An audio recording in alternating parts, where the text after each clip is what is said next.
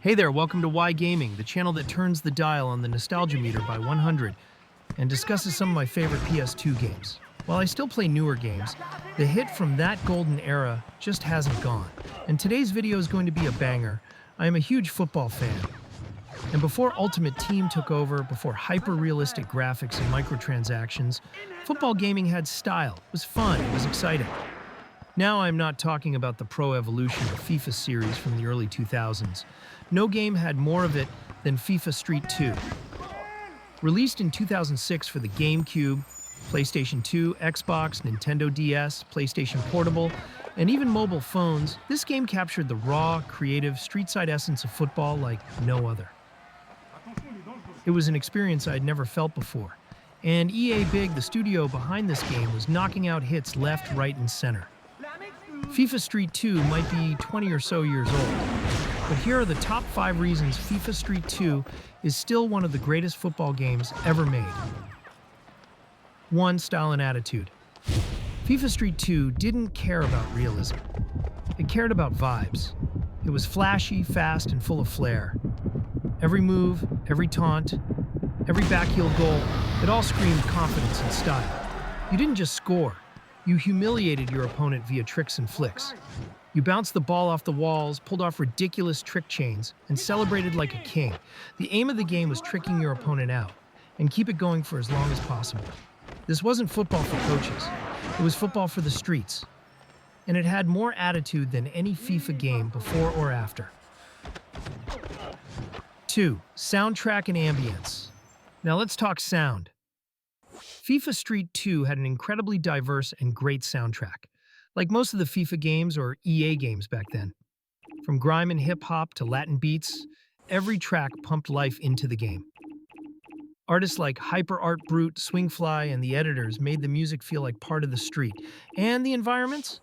Incredible. Graffiti walls, gritty courts, and underground cages made every match feel like a cinematic showdown. The radio let you customize which songs you wanted to listen to while playing. Each region had their own songs, which made all locations feel memorable. This game looked and sounded like a mixtape, in the best way possible, and very few games have been able to replicate that. 3. Gamebreaker mode and trick combos. FIFA Street 2 wasn't just about scoring, it was about breaking ankles. EA Sports had gotten one thing right in this era of gaming, the trick system. You could chain multiple skill moves to build up your Gamebreaker meter. And once it was full, you were nearly unstoppable. FIFA Street 2 wasn't the only game with it, but it was a fun aspect for every EA big game at that time. The Gamebreaker animations were wild. You'd blast the ball past the keeper with style, and the camera would zoom in like you just dropped a game-winning goal. You could end any game by beating all 3 outfield players with the trick stick. Instant knockout. Mastering the combo system took time, but when you nailed it, pure magic. 4.